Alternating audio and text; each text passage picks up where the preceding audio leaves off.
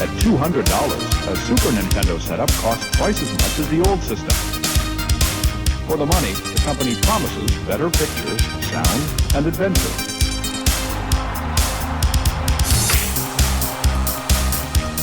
Now you're playing with power, superpower.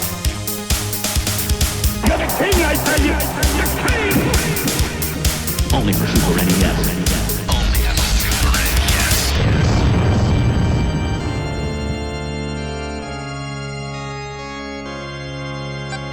You're listening to the SNES podcast with your host, Soulblazer. Hello, folks. This is the Super NES podcast, episode number 236. I am Greg, joined by Joe. Hello. And this episode of the podcast, we're covering a game that I never heard about. That was Joe's pick. I don't think Joe had ever played it before the podcast. So it's a very interesting game. We're going to be covering Jim Power, The Lost Dimension in 3D, aka The Lost Dimension, aka a couple other things which we'll get into. Game is more popular than it actually was when I realized when I was doing research on this game. It seemed like this is a game that a lot of people were like, "Oh yeah, I played this as a kid and I forgot about it until now." So that's what this was. So one of those kinds of games, I guess. But I never heard of it though. It's a very interesting title for reasons that we'll get into. So Yeah. Was it because of the interesting uniqueness of this game that you wanted to check it out, Joe? Yeah, so I came across this, looking at a list of SNES games, and initially I was like, who the hell is Jim Power? And it's The Lost Dimension in 3D. So I was like, are we going to get some 3D effects? Like, is it like I'm going to need 3D glasses? I was like, I don't know, but I'm going to choose it because I want to find out more about this game. And, here we are. Right. Okay. The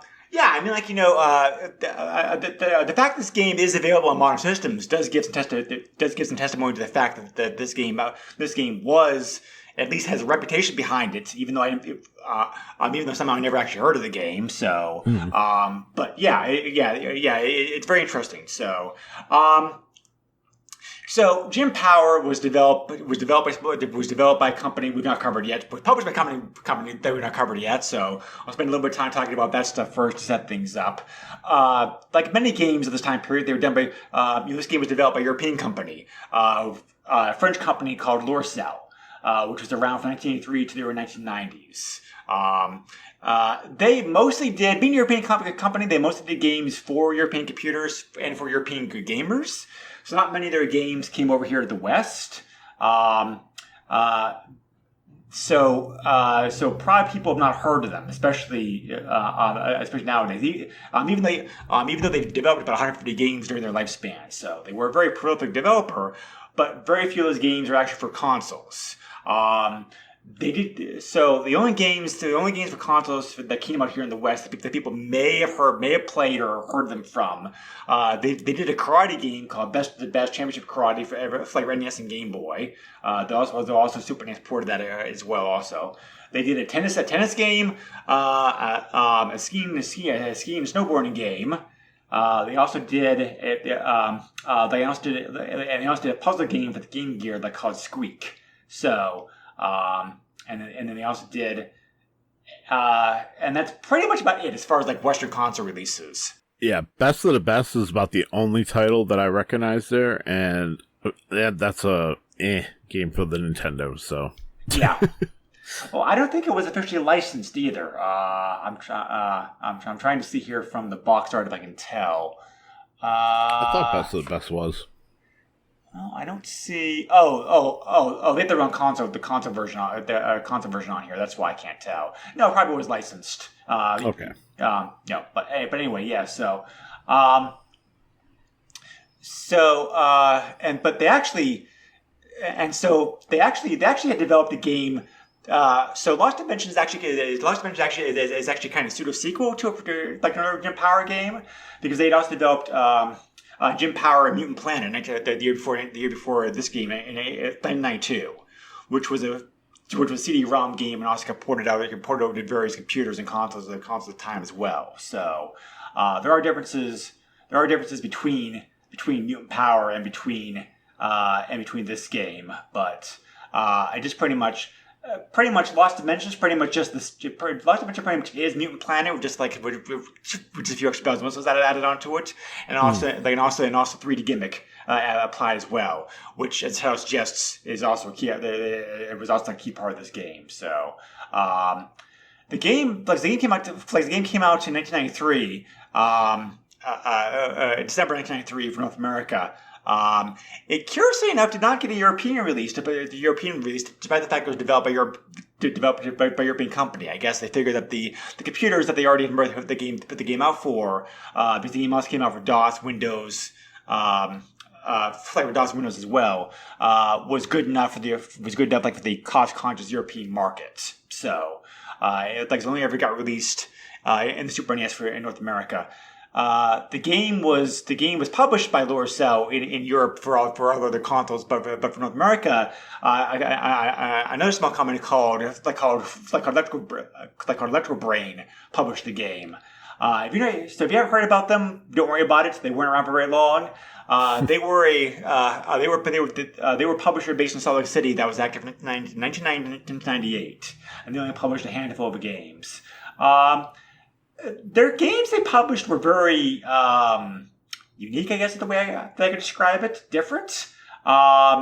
They tried to save money by going after some licenses that were cheap to acquire. For example, they made a Felix the Cat game, for the Super NES. They made a Puss in Boots game for the NES. They also made Stanley: The Search for Dr. Livingston for the NES as well. So licenses they could get on the cheap for sure. But they're probably best known, however, for publishing Raiden for the Super NES in 1992, which is an excellent shooter. They also published a linear boat duel for the NES in 91, which is very good.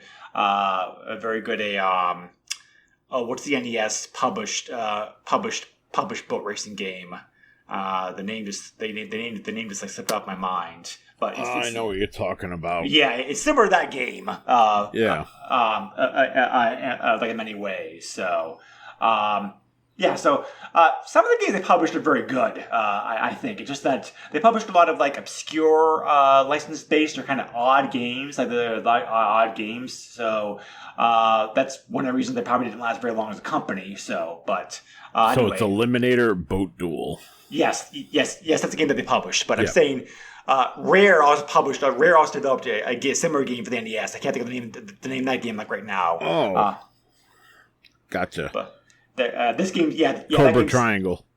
Yes. So, this is similar to that. So, but anyway, so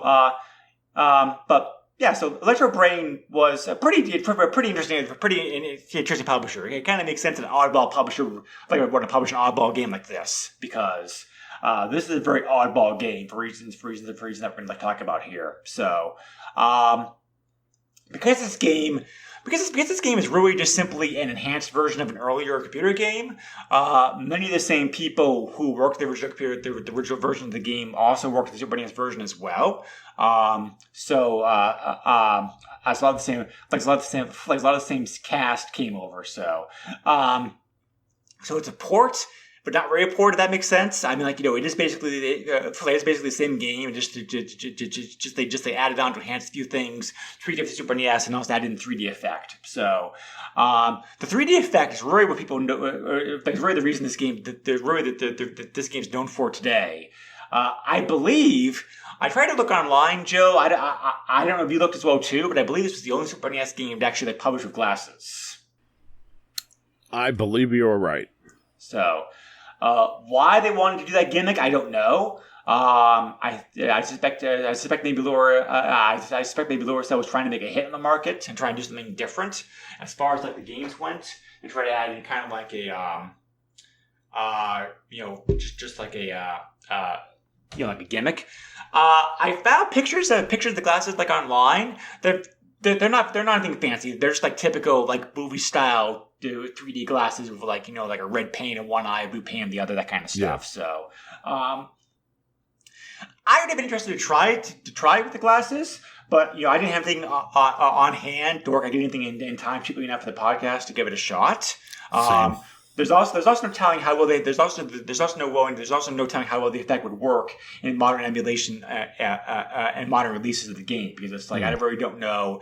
Did it require a CRT television set to really get the best effects? I don't know. I didn't find anything online from people talking about that. So I suspect maybe people did not play the game with the 3D glasses.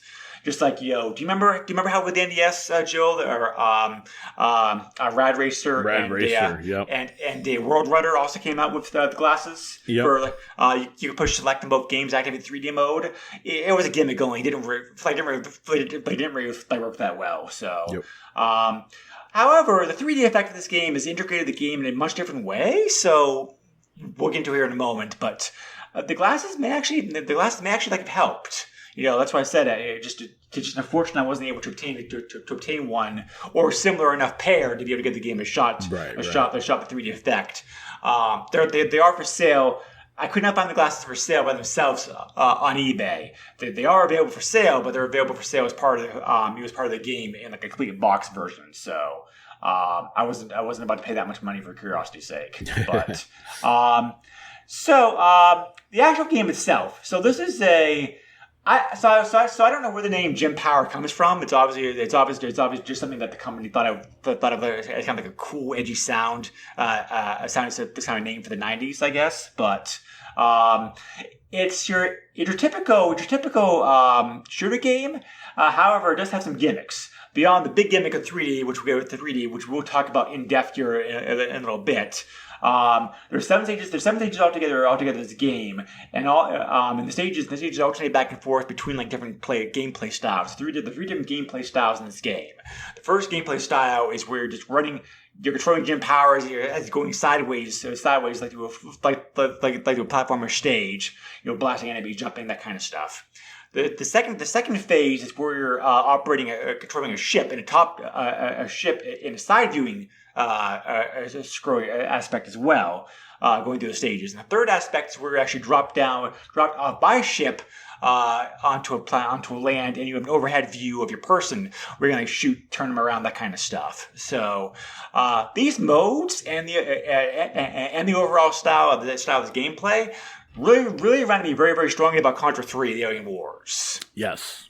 So I don't know if they're taking it. So I don't know if the company was taking it. So I don't think the company was taking inspiration from that or what. But you kind of think they have to, because the similarities, especially that last part where you're spinning the guy around in like a mode 7 disc mode on an overhead map, blasting enemies. It's so Contra 3-ish. I put that in my review. But so. I'll ask Joe about his opinions about the game here in a moment, but let's address the big elephant in the room here, the 3D effect. So the programmers were trying to achieve that 3D effect by doing what's called background parallax scrolling, where they stimulate the foreground operating at one speed and the background operating another speed. Now, parallax scrolling is nothing new. A lot of games have done this over the years. The NES and 8-bit systems could do a very primitive parallax scrolling. The 16-bit systems, the Super Nintendo, definitely could pull it off much better and like a greater effect. So, in many games, it works very well. The parallax scrolling helps give the parallax scrolling is used to help give a sense of depth, helps give you a sense of perspective that you're actually in a bigger world. It really helps to add some oomph to the overall graphical effect that these games can do. To simulate the 3D effect, however, the developers for this game decided to use a backwards parallax scrolling effect, where the foreground's moving one direction and the background's moving another direction. Which when I read online and found during my research, works very well with the 3D glasses that apply. Which is why I said I really wish I could have gotten the glasses, because I would have glasses because I would have let them test this out. 2 of the 3 modes, I should say, have this effect. The side-scrolling person action mode and the side-scrolling ship action modes have this. The last phase, because you're at the overhead one, doesn't, because obviously you're overhead. You can't do that, but the other stages of the game do have that. So anyway, background parallax scrolling was used. There's another was used in another game that came to mind in a very different way. Do you remember that one stage in Super Castlevania 4, Joe, where you're hopping across the various platforms and the background scrolling vertically? Yep. That's some of the games came to mind, which utilize a background parallax effect scrolling in a different direction. Which is annoying. It does the trick very well. It's designed to make the stage harder, and it does make the stage harder because you really have to focus on the foreground and not like the background, as cool as it is. Right. We do that one stage. Well, one stage is fine, but imagine most of the game 5 stages being done that way. It is maybe I want to say maybe just me, if this is a very popular opinion that people have. So not everybody has this problem, but a lot of folks do. It's nauseating, folks. There's just no kind of way to say it. It's like I can only play this game short bits because it's like no matter and unlike Super Castlevania 4. You can't really focus the foreground to keep your eyes steady because the background is so distracting to you in this game. Yeah. So it's like you have to see the effect, and the effect makes you nauseous. At least it did to me. So it's like it's cool. It looks great. And like I said, from what I found online, the 3D, it was designed to work with the glasses. But unfortunately, to me at least, without the glasses, the background parallax scrolling is so bad that it makes the game unplayable as far as being able to get through it without like losing my lunch. So it's not. And it's not like this is like a super long game either. It's about maybe 50, 60 minutes to play, but it's like woof. It's like I did not know this going to the game at all because I'm like, okay, 3D, that's just a gimmick. It's not really critical to the game, blah blah blah. And it's like, well, maybe it is critical to the game. So, did you have the same issues I did? This is by far. First I want to start off. Okay. So when you start the first level and you walk to the right for the first time, it is very cool how they made it so it looks like the entire level rotates when it's actually not. So kudos on them, because that was a hell of an effect that they pulled off. I was impressed right away. Even my buddy Corey, who was here when I decided to play the game for a little bit, was thoroughly impressed. He was like, "This is a Super Nintendo game?" And I was like, "Yes, this is a Super Nintendo game." That being said, this is probably one of the most frustrating games I've ever played in my life, and that's really saying something, but it's true. So I don't know, like the designers just had it out to make this the most annoying game ever. But that's what I want to believe. That's my mythos for this game. But let me tell you, so thanks to obviously the large color palette of the Super Nintendo, this game's gorgeous. The so I'm graphics are great. I'm gonna get that out of the way. This game is gorgeous. It looks fantastic. Yeah, we talk about that now because outside that parallax problem we were talking about, the game is graphically gorgeous. It's bright, it's colorful. The character sprites are large detail. They pop out at you. It's very pleasing to the eye. Jim Power looks pretty cool, actually. I mean, he looks a very superhero-ish guy here. Blonde hair and blue eyes, and a superpower suit or whatnot. So, the graphics are gorgeous for sure. It's a very well done game as far as it goes. The music is excellent. Too. The soundtrack of this game is amazing. For good reason. Absolutely. The soundtrack was done by Christopher. The soundtrack was done by Christopher Hosbeck, who cut his teeth in programming games for the Amiga. He's best known for soundtracks like the Great Gaia Sisters. The Great Yana Sisters and the Turrican series. Yeah. So it's a great soundtrack. It's loud. It's popping. It's a very rocking, action paced soundtrack that really fits the overall game very well. So and I really like the use of Mode 7, especially in the sub-stages and boss battles. Again, it's a callback to Contra 3, but I don't sit there and like knock on the game because it's copying Contra 3. Contra 3 did something good, and they saw that and were like, we can implement that, and good on them for not only implementing it, but doing it very well. The shooter levels are probably the best looking out of all of them, in my opinion. Agree. Yeah. And what's even more impressive is that there's no slowdown, which, you know, we've played quite a few side-scrolling shooting levels that had some terrible slowdown. So that was really nice to not have to deal with that.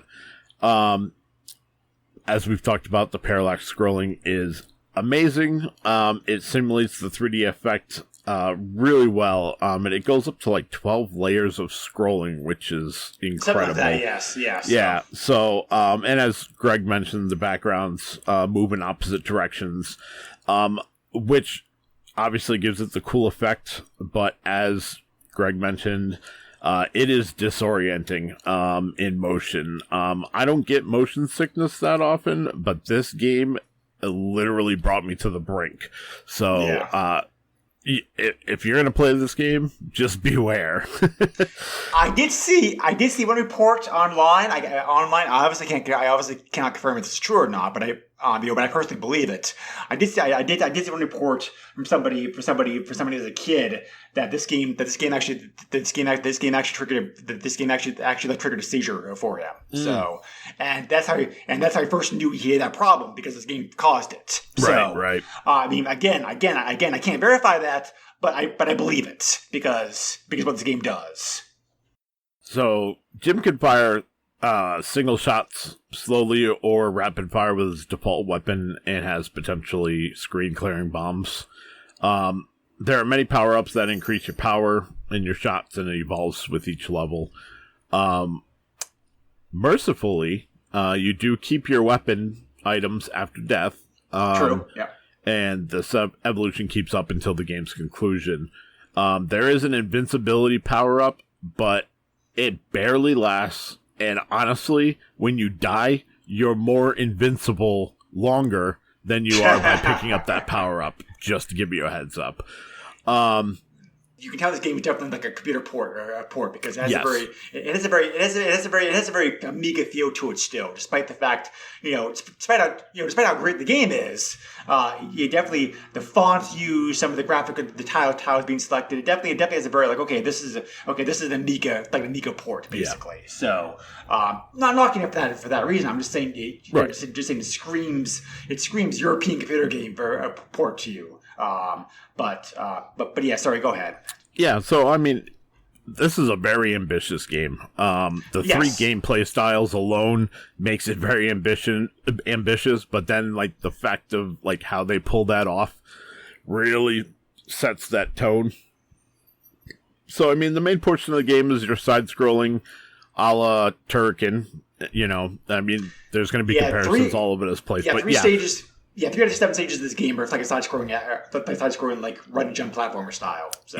Yeah, and then and that's honestly the side-scrolling sections are really where you're going to encounter the most of the game's problems. In all honesty, you can only fire straight ahead, but most enemies can attack in any which way angle that they want. So that makes that limitation of only shooting straight forward even worse. Jim has a pathetically short jump, and unfortunately a lot of these levels call for jumping consistently. The worst, in my opinion, is you die in one hit, and it feels like the game should or wanted to be designed with a life bar, but they just didn't implement it. Well, again, Contra's one hit, so I mean, they're copying Contra 3. They're going to copy that too. So yeah. So I mean, this is supposed to be a run and gun in these side-scrolling sections, and it's more of a crawl if you want to stay alive, and it just kind of ruins the idea of the game, in my opinion. And you can't go too slow, because you're over on time. The timer's present here too as well. So you have to move. Yeah, the designers definitely went too far in making this game difficult, and in my opinion, it ruins it. The game has a curve, which is nice. It doesn't start at 11, but it does get worse as you progress through the game. The weapons are too weak, the enemies are too strong. Platforms require a level of precision that nobody can deliver. It's sad. You will be hearing Jim's death scream a lot. That actually it is very cool sounding though. Like I will admit that. It is the first couple times.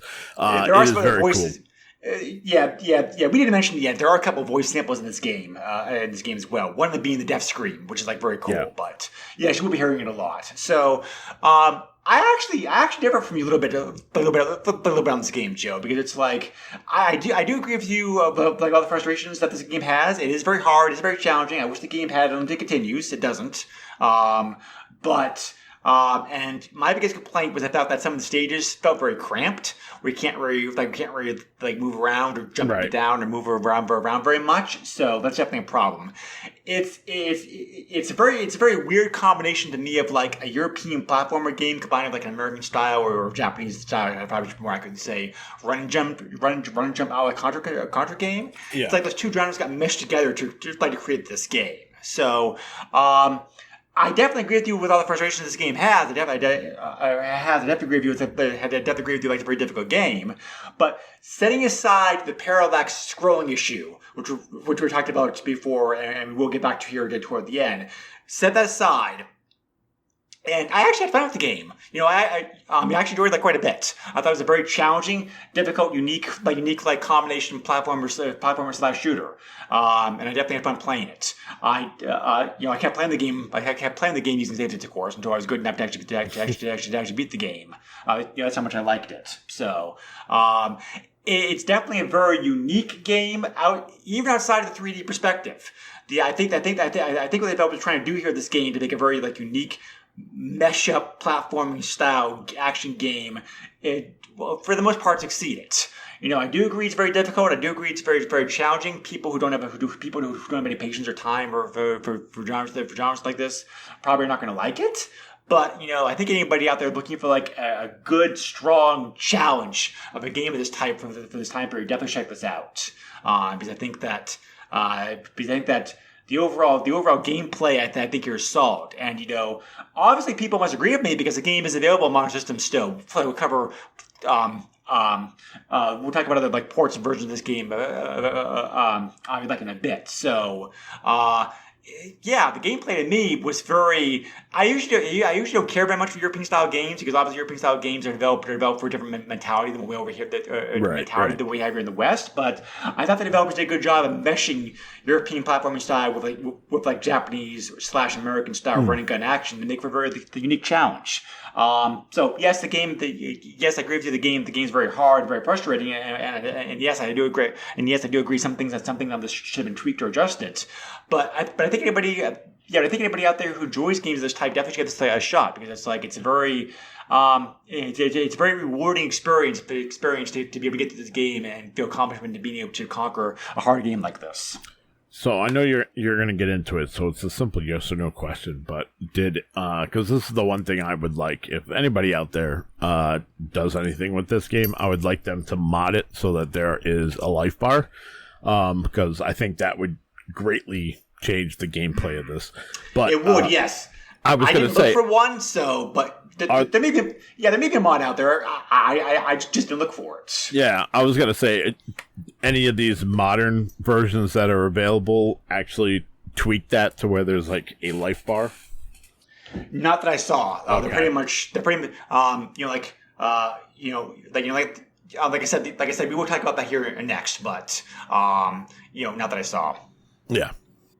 Well, so let me ask you this then, Joe. If the game had been tweaked some to give you a life bar, do you think you would have enjoyed this game like one did? I think it would be more tolerable. Okay. The one-hit death thing really kind of... I hate that in any game, even in Contra. So...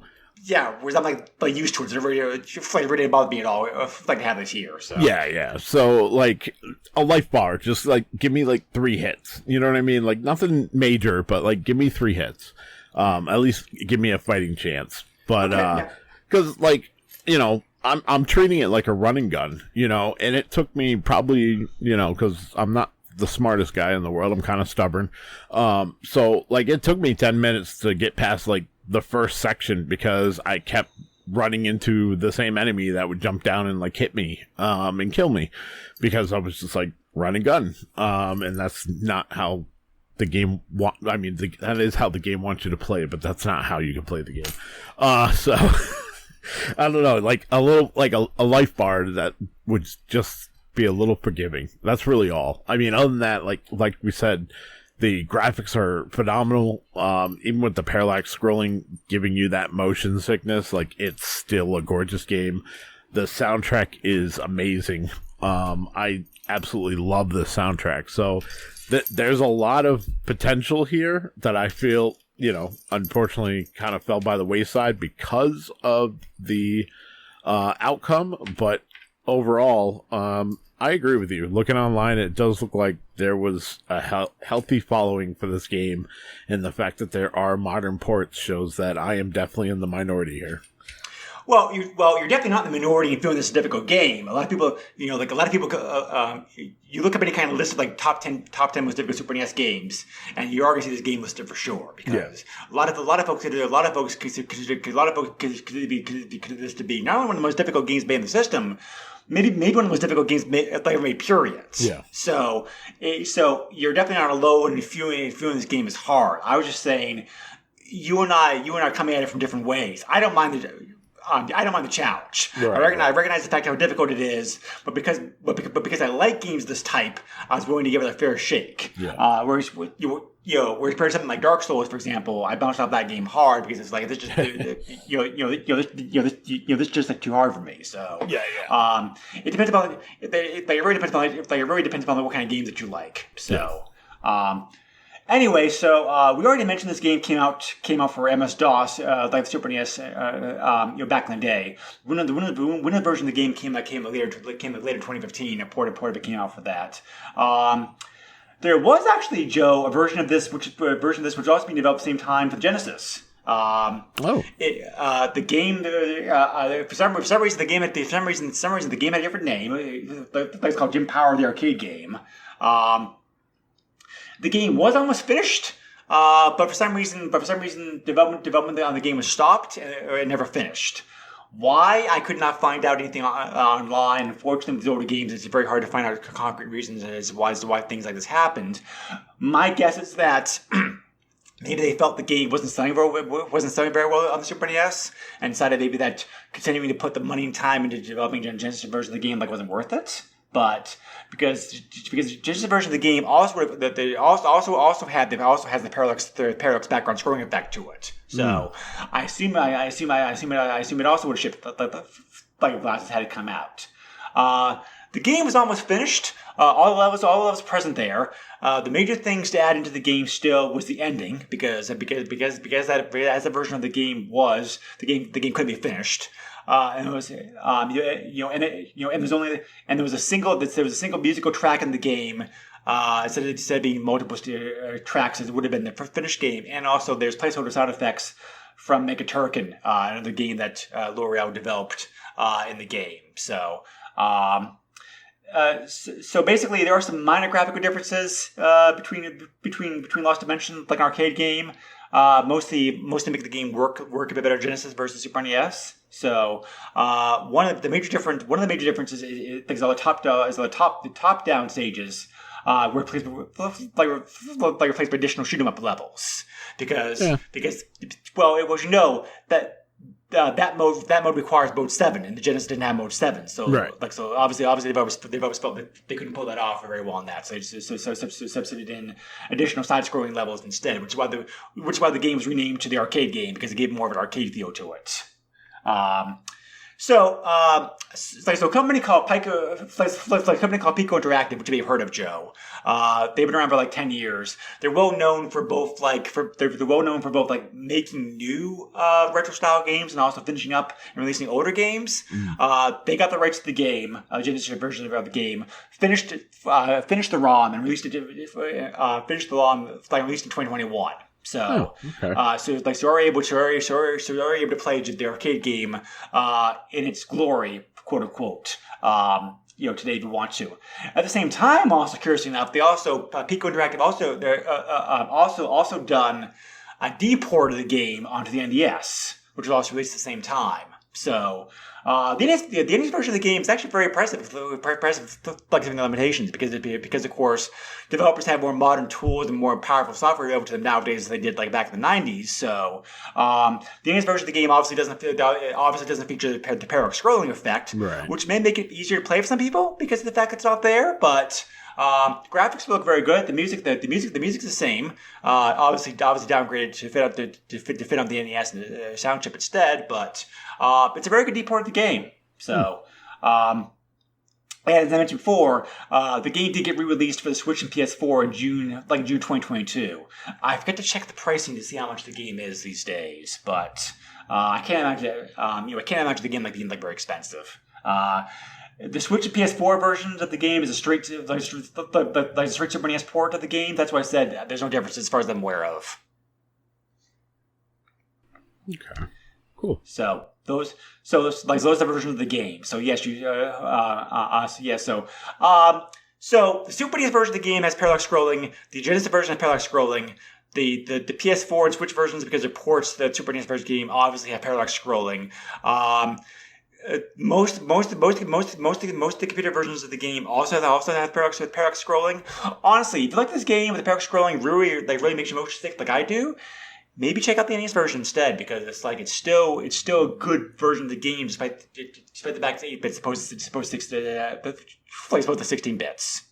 That may be the safer. That may be the safe. And to play on all accounts, it's just as difficult. So. So if you want to play this game but don't want to deal with the parallax scrolling, maybe check out that version. You can buy both the ROM and the physical copy of the game off the Pico Interactive website. Also, not for anything, the NES version gives you a life bar. Oh, it does. Yes, I forgot about that. Yeah, you get 5 hits. So I mean, that right there is a winner. I had to look at a video real quick while you were talking about it. So, yeah, it looks very good, though, doesn't it? Yeah, I'm going to have to check that out because I think that would be a much better experience. So, one other question that came up with this game, quite a lot of people noticed. A lot of people playing this game noticed, myself included, that some of the songs in this game kind of sound very similar to some of the music from some of the music in this game kind of sound very similar to the series, to music like the Ys game series. So, like the interview, Chris said that he was not consciously trying to do that, but he admits that he was a fan of the Ys series, and he probably had some songs in subconscious because he does admit, some of the songs do sound very similar. It was not a conscious decision on his part.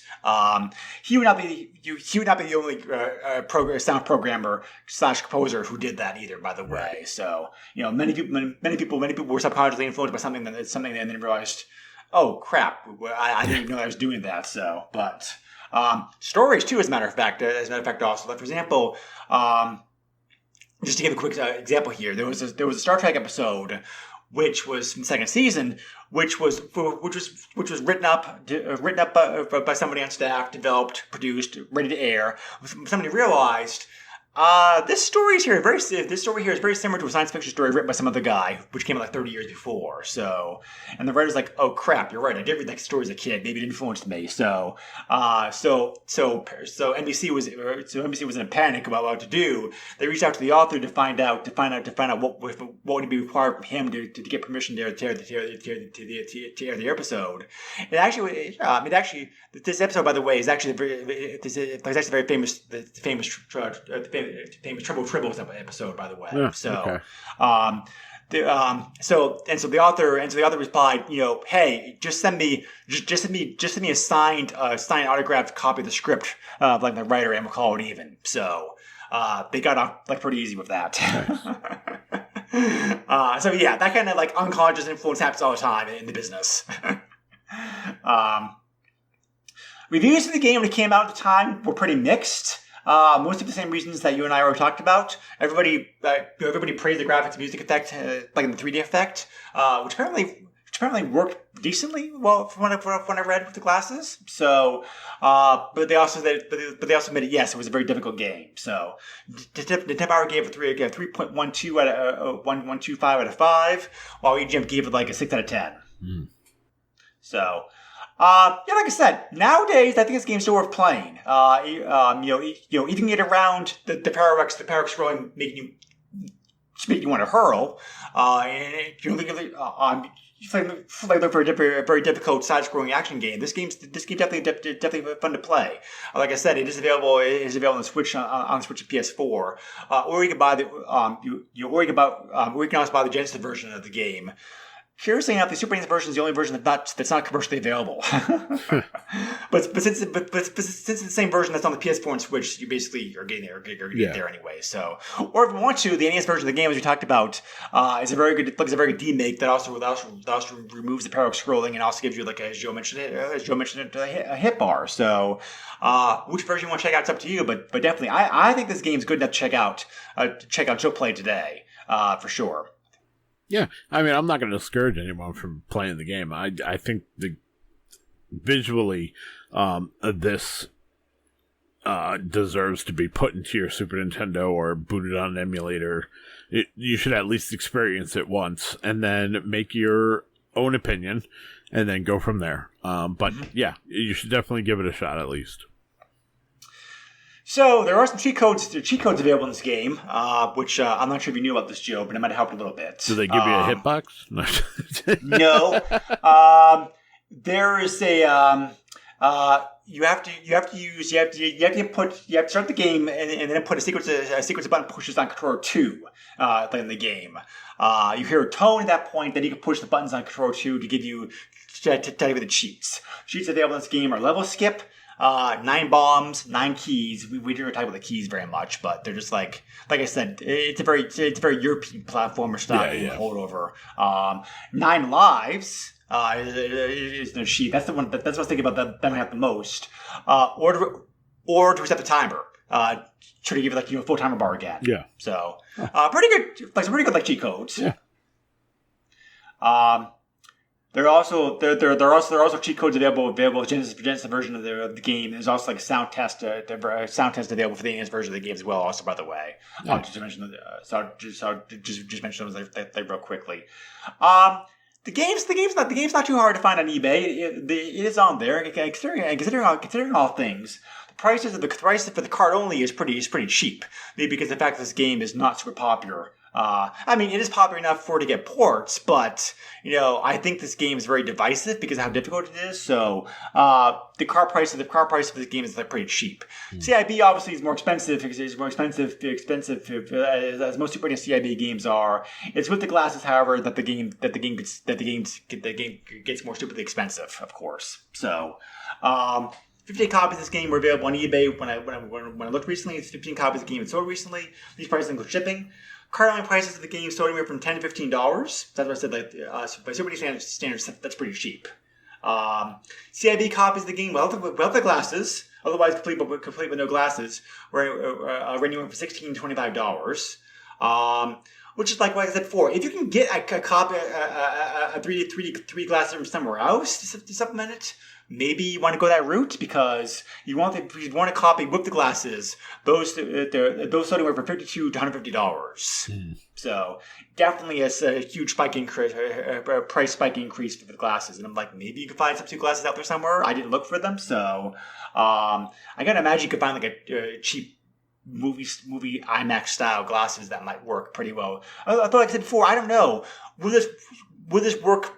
Would the glasses have the same effect like the modern? It's like a modern TV set. I don't know. It's like, I know Rad Racer and World Runner cannot be played 3D effect in a modern TV set at all because of the way they're programmed. Maybe it's getting the same limitation. I don't know, unfortunately. If somebody out there does know, please let us know because I'm curious myself because I'm like, the 3D effect may not even work very well like a modern set. Right. You know, maybe you have a CRT television set laying around. I know I know a lot of collectors and or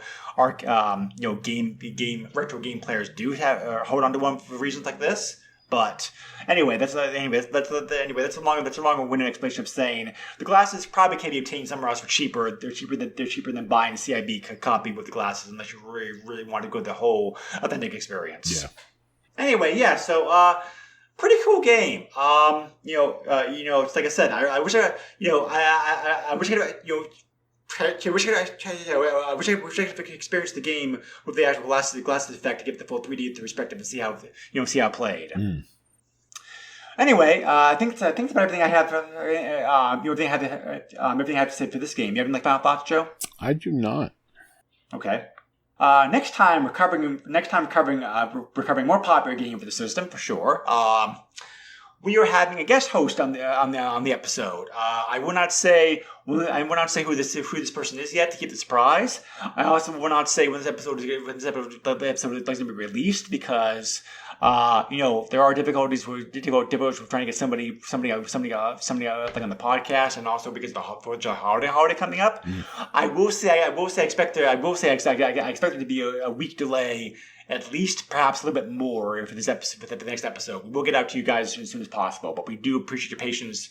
That episode being a little bit later in release than usual, but we hope to make it up to you for the combination of guest hosts and also with the game we're covering. We're covering like Legend of the Mystical Ninja next on this podcast, which is a very which I remember being a very popular game back in the day. So I'm curious to revisit the game now and see how it holds up. And I know of this series, but I've never played any game in this series. Yeah, this is the only one I played because this is basically a Western reskin version, like of a Goemon game, right? Yeah, it's the Goemon series. Yeah, Goemon. So, which I know was like multiple games or multiple systems over the years. So, yes, but I think yes. I think this is the only one this is the only one that got adapted for the West. However. I believe there was one on the N64 as well, but yes, as far as Super Nintendo goes, I believe this is the only one. I did not know the N64 got a game. Okay. Yeah. Let's see. Mystical Ninja. Oh yeah, that's right. That's right. Now I remember that. I remember that game now. I never played it. I never played it, but now that you mention it, that was actually the first one where they. It's Mystical Ninja featuring Goemon. They actually, hinted at the Japanese franchise. That rings a bell. Okay, yeah. Yep. But all right. So look for that episode coming next, folks. If you want to contact us, we have Facebook. You also can send me an email directly to the SNESpodcast@yahoo.com. Joe, where can they reach you at? You can find me on Facebook. I have a very public Facebook. You can also find me on X at JOESUX30. And, check out the Radical Retro Roundup. You can Google that or go on Facebook. There's a page there for it. That's my other podcast, Not Family Friendly. We recently... Go ahead. That's what I ask you. We just recently recorded an episode on Muppet Babies. We have a retro PC like Diablo dungeon crawler game that we're doing next, which has been interesting. So it very much is like fantasy based, kind of like Diablo, but it very much plays like Fallout, the original Fallout. So isometric, top down. A lot of clicks.